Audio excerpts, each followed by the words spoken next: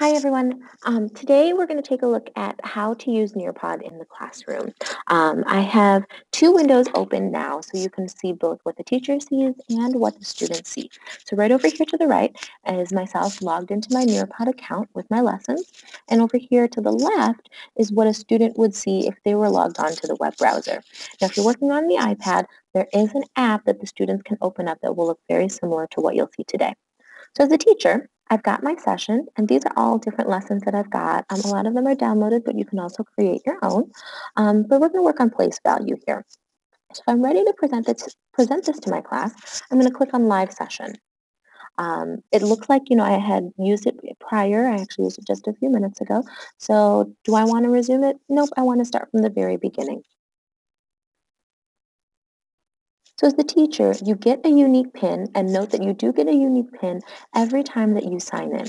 As the student, I'm actually going to go down here. If your window was larger, you would have a space up here to type in your PIN, but because I've got a smaller window, I'm going to scroll down, say I'm a student. It's going to take me to the page that says join a session.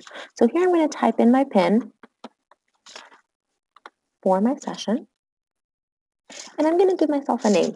Depending on the maturity level of your students, you can either have them just put their first name or their ID number, something to help you identify that student, not so much for students to identify each other.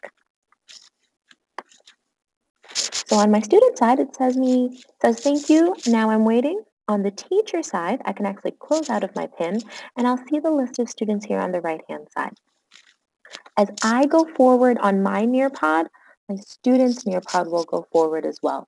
The only thing that my student can do is exit the Nearpod, and I can see when my student drops off.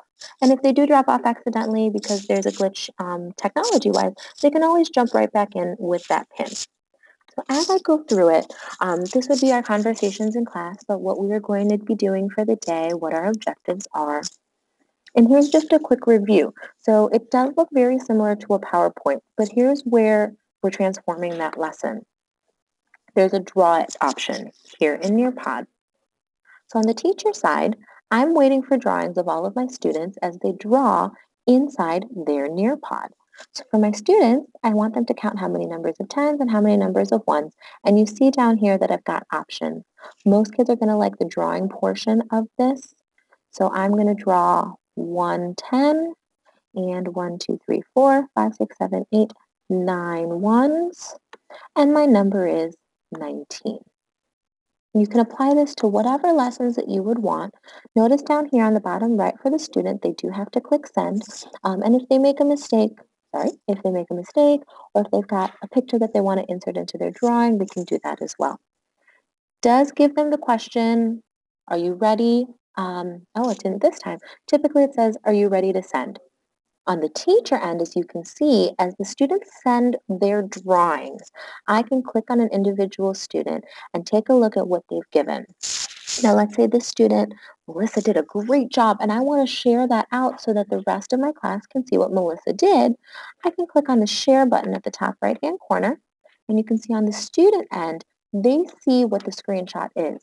The key here is that they don't see the name of the student, which will help in the second piece of sharing.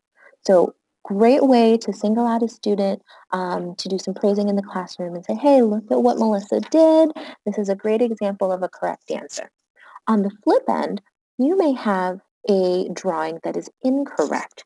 You can also share that out without sharing the name of the student and saying, hey, what's wrong with this picture? How can we correct it without singling that individual student? When we're ready to move forward as a teacher, I'm just going to unshare. It says thank you on the kids' end until I move on with my Nearpod. Oh, sorry, I have to close out. And then I move on with my Nearpod. And then you've got these different answers. You've got the fill in the blanks where the students can type them in. Here we've got a table so the students can actually just draw. So these are all drawing examples. We've got open-ended questions. And here I did edit this. There was a typing portion for our older kids, 3rd grade, 4th grade, and up. This lesson is actually for 2nd grade, so you see a lot of drawing where the kids can draw in their answers. There is a fill in the blank option that you can fill in the blanks of different things. So 78 equals 7 tens and 8 ones. 42 equals 40 plus a 2. And it will grade it for you, where it tells the kid, good try, you got 2 out of 8 correct. We've also got some partner activities as well. So that way you can direct the kids, all right, go to your partner, discuss this question. And then on the next slide, another drawing activity because we're dealing with smaller kiddos. They can draw in here and decide which one is the correct answer. Oh, if the student does accidentally try to exit just like I did on the student's end, it does prompt them and ask, are you sure you want to leave? You direct the student to hit no, and then it keeps going forward. Hopefully this is a tool that you can use in your classroom from K all the way up to 12th grade.